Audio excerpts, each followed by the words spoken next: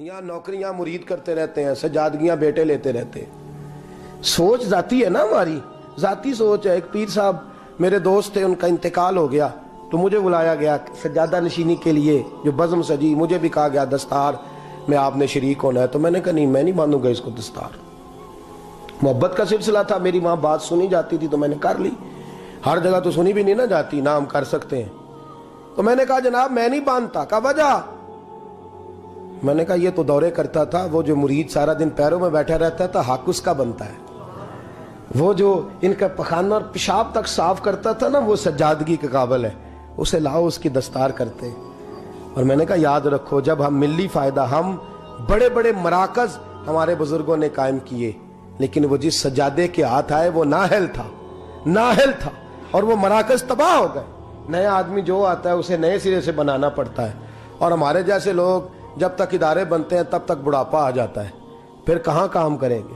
جب تک مواقع ملتے ہیں، وسائل ملتے ہیں، تب تک صحت ہی ساتھ نہیں دیتی، تو کیسے دین کا کام ہوگا؟ 2-2 4-4 500 روپے کے لیے مسائل بنے رہتے ہیں۔ ہم لوگ ان مراکز میں کیا رہ گیا ہے؟ ہم نے بیٹوں کو اور سجادوں کو جب آگے لگایا تو کیا اثر ہوا ہے؟ مزارات پہ وہ لوگ بیٹھ گئے ہیں جو بندروں کا ناچ دیکھتے ہیں۔ وہ لوگ آج درباروں کے سو گئے۔ آپ لوگ یہ درد ہے، اس درد کو سنیں، خوگر حمد سے تھوڑا سا گلا بھی سن لے۔ آج بڑے بڑے آستانوں پہ شیر پالنے والے، کتے رکھنے والے بیٹھے ہیں، اس لیے کہ ہم نے سوچ کبھی بھی ملی حضرت ابو بکر صدیق۔ سب بولیے، جو ابھی تک نہیں بولے وہ بھی کہیے رضی اللہ تعالی۔ کیا خوبصورت میرے محبوب کے صحابہ ہیں۔ وقت وصال آیا ہے، اپنا بیٹا سیانا ہے، سمجھدار ہے، حضرت محمد بن ابو بکر پڑھے لکھے، دیانتدار، نیک صحابی رسول ہیں۔ لوگ حضرت ابو بکر صدیق کے پاس آئے، کہنے لگے خلیفہ کون بنے گا آپ کے پاس؟ کہا میرے بعد خطاب کا بیٹا عمر بنے گا، وہ بنیں گے۔ تو کہا حضرت جی آپ کا اپنا بیٹا بھی تو ہے، تو عمر تو بڑا سخت آدمی ہے، آپ اس کو بنا کے جا رہے ہیں، اپنا بھی تو شہزادہ تھا۔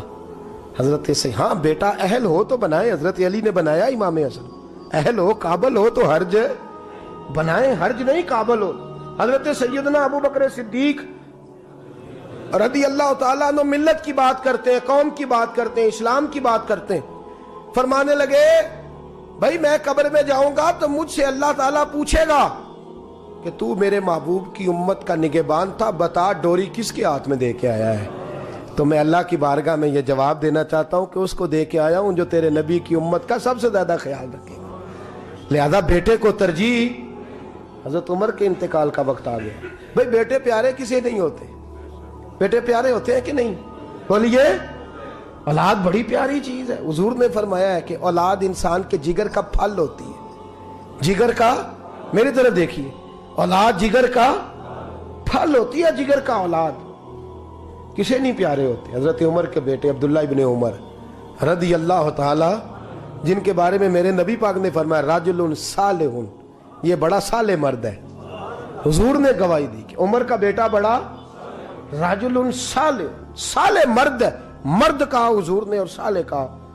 حضرت عمر فاروق کا بیٹا ایک بہت بڑے مفتی تھے۔ فتویٰ شرعی یہ ہے کہ جب عورت کو دن آئے ہوں، طہر آیا ہو، تو اس کو طلاق نہیں دینی چاہیے، پاک ہونے کا انتظار کرنا چاہیے۔ ایک دفعہ حضرت عبداللہ ابن عمر کو بڑا غصہ تھا، بیوی نے کوئی ایسی بات کر دی تو ایام طہر میں، حیض کے دنوں میں طلاق دے دی۔ حضرت عبداللہ ابن عمر رضی اللہ تعالیٰ عنہ نے یہ کام کیا۔ حضرت فاروق اعظم کا وقت وصال آیا، لوگ آئے، حضرت عمر فاروق نے بلایا، فرمایا مجھے مشورہ دو میں کس کو امیر بناؤں؟ 11 بندے حضرت عمر کو مشورہ دیتے ہیں کہ اپنے بیٹے کو بنا دیں، عالم بھی ہے، فاضل بھی ہے، اور مصطفیٰ نے جسے نیک کہا ہے پھر وہ بڑا ہی نیک ہوگا نا، جسے حضور نے نیک کہا۔ کتنے لوگوں نے مشورہ دیا؟ بولیے۔ حضرت عمر فاروق رضی اللہ تعالیٰ عنہ نے فرمایا جو میرے بیٹے کا نام لیتے ہیں وہ اٹھ کے چلے جائیں، جو میرے بیٹے کا نام لیتے ہیں وہ نکل جائیں، اٹھ جائیں۔ کہا حضور کیا مطلب؟ فرمایا جسے اپنی بیوی کو طلاق دینے کا طریقہ نہیں آتا اسے مسلمانوں کا حکمران بنا دو، جسے طلاق نہیں دینی آتی وہ مسلمانوں کا حکمران بن جائے، تباہی کرے۔ خبردار کوئی میرے بیٹے کا نام نہ لے۔ حضور پھر کس کو بنائیں گے؟ فرمایا 6 بندوں کے نام دیتا ہوں، علی کو بنا لو، عثمان غنی کو بنا لو، حضرت طلحہ کو بنا لو, حضرت عبیداللہ کو حضرت طلحہ بن عبیداللہ کو بنا لو, حضرت سعد بن نبی وقاص کو بنا لو, حضرت عبد الرحمن ابن عوف کو بنا لو, جناب سعید بن زید کو بنا لو. حضرت عمر سے کہا گیا حضور ان لوگوں کو آپ نے چنا ہے, آپ کی رشتہ داری ہے, ان سے دوستی ہے, تعلق ہے, واسطہ ہے. فرمایا نہیں, کیوں چنا ہے, آپ کا میرٹ کیا ہے, کس میرٹ پہ چنا ہے؟ فرمایا یہ وہ 6 بندے ہیں جن سے وقت وصال تک میرے نبی راضی رہے ہیں صلی اللہ علیہ. تو میری قومی سوچ ہے, ملی بات کرتا ہوں, ملت اسلامیہ کی بات کرتا ہوں کہ جن سے مصطفیٰ راضی رہے ہیں ان کا حق بنتا ہے. وہ پرہیزگار ہیں, وہ متقی ہیں, وہ چلا سکتے ہیں قوم.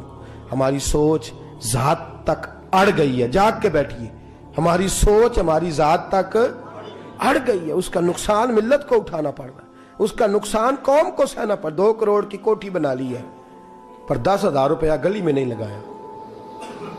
ہم نے اپنی تھڑی اتنی لمبی چوڑی بنا لی ہے کہ جو بھی گزرتا ہے اس کو تکلیف ہوتی ہے, لیکن ہمیں تو آرام ہے نا, ہمارا تو موٹر سائیکل اندر جاتا ہے کہ نہیں, ہمیں کیا لگے. ہم نے بڑا کر کے پھٹا لگایا ہے, لوگ گرتے ہیں تو گرے, ہمیں اس سے کیا غرض. ہم اس بات کا احساس ہی نہیں کرتے کہ ہماری ذات کو تھوڑا نفع ہے اور ملت کو, قوم کو, اسلام کو اس کا کتنا نقصان ہے. میرے غوث اعظم کا بغداد لٹ گیا, تباہی آ گئی, فساد پھیل گیا. حضرت علی شیر خدا کا نجف اشرف اجڑا. امام حسین کے میدان کربلا میں پھر سے کربلا ہوئی. بتاؤں وجہ کیا ہے؟ صدام کے چند جرنیلوں نے امریکہ کے ہاتھوں اپنے آپ کو بیچا. فیملیوں ساتھ وہ امریکہ چلے گئے. وہاں جا کے امریکہ کی فضاؤں میں وہ ٹھنڈی سانس لے رہے ہیں, اور ظالموں کچھ دن کی زندگی, کچھ دن کا سکون, اور تم نے حضرت سری سختی اور جنید بغدادی کا شہر تباہ کر دیا, اجاڑ کے رکھ دیا.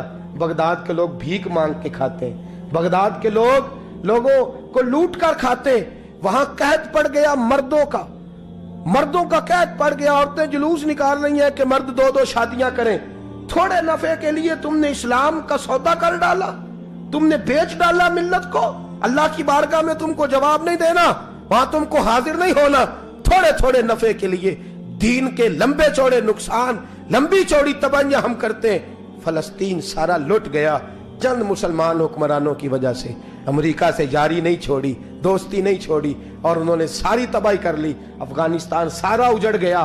کشمیر آج لوگ ڈے منا رہے ہیں, جھوٹ موٹ کے, آنسو بہا کے لوگوں کو بتایا جا رہا ہے کہ ہمارا بڑا ساتھ ہے. میاں تم اس کاج سے اٹھ چکے ہو, تم پیچھے ہٹ چکے ہو اس کاج سے. یہاں ہر شخص کو اپنی پڑی ہوئی ہے. یہاں ذات بنانے کے, گھر بنانے کے, کاروبار بنانے کے, بنگلے بنانے کے چکر میں یہاں تو سیاستدان ٹکٹیں کنفرم کرا کے رکھتے ہیں.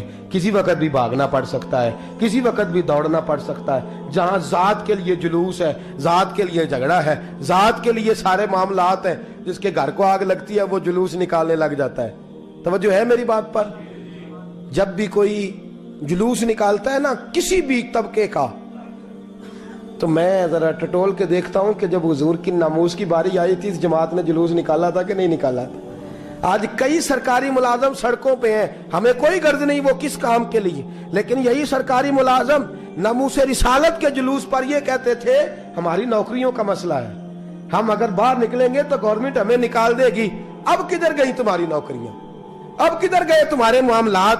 تم نے تھوڑا فائدہ حاصل کیا اور کتنا بڑا تم نے نقصان کیا. رسول اللہ صلی اللہ علیہ وسلم کو تم نے ناراض کیا, اور تم حضور کی شان اور ناموس کی خاطر اپنی اس نوکری کو قربان نہ کر سکے. آج مسئلہ گیا سارا کچھ. آ جاؤ, لوٹ آؤ, در رسول کی طرف آؤ.